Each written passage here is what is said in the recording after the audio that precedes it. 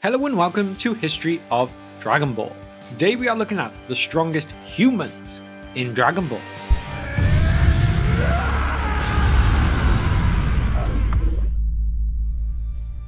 We spent most of our time with the Saiyans, Goku and Vegeta, but back in the day we spent a lot more time with other humans as well before the power scaling grew to a ridiculous degree. So I thought it would be fun to go through some of the strongest humans that we ever meet. In fact, I feel like what would be a good idea is to look at a top 5 of it.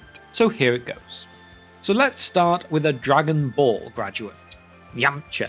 He is quite unfortunate to be considered somewhat of a running joke amongst fans these days, but that does not mean that he has never had any victories at all. I mean, Yamcha easily overpowers Vegeta's Cybermen before letting his overconfidence get the better of him, which then created the iconic image. But for those of you who are not a big fan of the original Dragon Ball, you may not even know that he does actually hold a victory over Goku in their first ever encounter.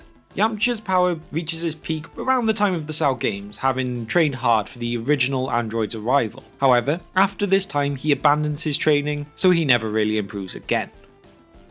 Then next on our list we look at one of the greatest masters of the Dragon Ball world, Master Roshi.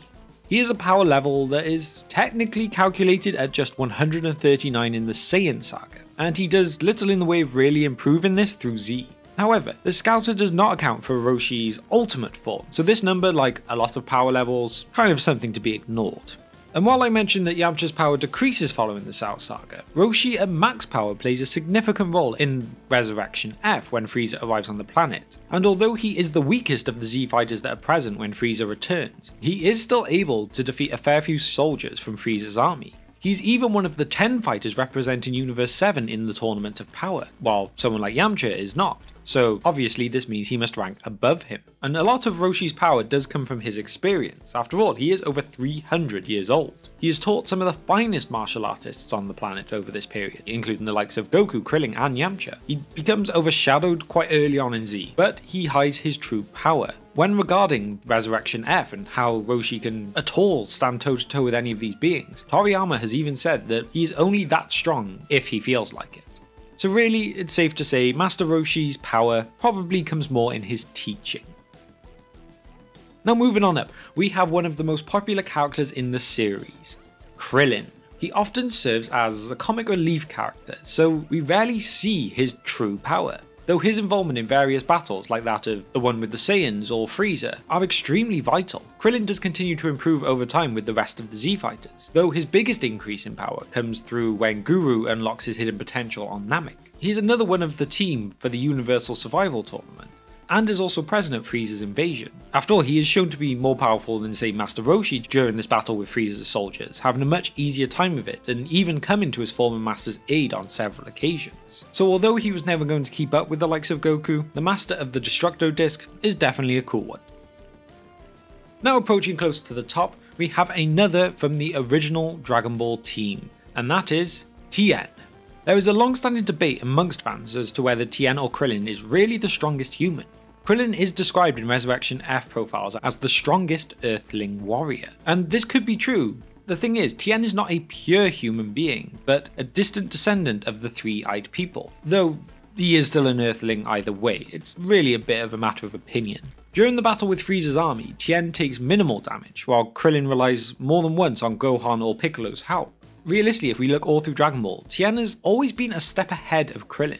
If we look, for example, at the time between the Saiyan and Cell sagas, Tien trained on King Kai's planet, and was the strongest of the two during the Cell Games as well. And then after the Cell arc, Tien does continue to train, while Krillin instead settles down with a family. So after this point, you've really got to say Tien does deserve to be above Krillin on this list.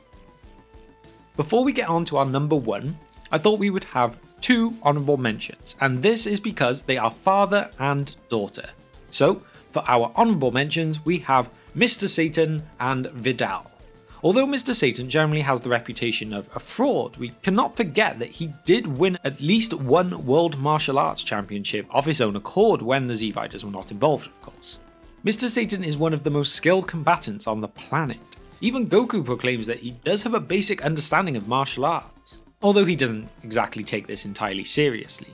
When Mr. Satan does take things seriously, which like I said is quite rare, he can be a force to be reckoned with. For example, we see superhuman levels of speed when B is shot down by the evil gunman. Or even when he's showing off on TV, he manages to pull 4 buses. If you think of that in reality, that is very impressive. So although he is no Z fighter, for your standard human, he is extraordinary. Then we also have Vidal, the daughter of Mr. Satan. Vidal is capable of techniques far beyond the average human. She has a basic understanding of key manipulation, thanks to her training under Gohan, albeit she never does quite master it. But it's still a lot more than most. Her physical attributes even surpass her father's at one point in the Buu saga. She is tactical enough to allow her opponents to attack, using their momentum to dodge and launch counter-strikes. She uses this move on multiple occasions, most notably in her World Tournament match with Spopovich. Vidal actually gains the upper hand on a margin-powered Spopovich earlier in the round, but his margin potential in the end does become too much to keep up with, so she is eventually beaten, but nonetheless she is an incredible warrior, and at that point in time, she would definitely win a fair few UFC title fights. And now we are on to the most powerful human, and although this one is top, he is kind of cheating a little, and that is with Oob. We only briefly see Oob if we exclude GT, which most people do. He appears briefly at the end of Z, and has now made an appearance in the Super manga as well. Oob is the result of Goku's wish to fight a good version of Kid Buu. No one knows quite how Goku's wish was granted, but Oob is Buu reincarnated, and he shows flashes of Buu's enormous power during his World Tournament matchup with Goku. And we also find out on top of that he basically has godly ki as well as Kid Buu did. So basically without any proper training, he is an incredible fighter, but I do suppose being the reincarnation of Majin Buu will help you with that. So there we have it, a look at the most powerful humans in the Dragon Ball world. Although Oob is at the top of my list, I feel like you can make arguments realistically for both Krillin and Tien as well, depending on how human a human counts as. Although most of these characters become nothing more than something to entertain some generic soldiers later on in Dragon Ball Super, they all had at one time their moment to shine, and I feel they all deserve the appreciation for that.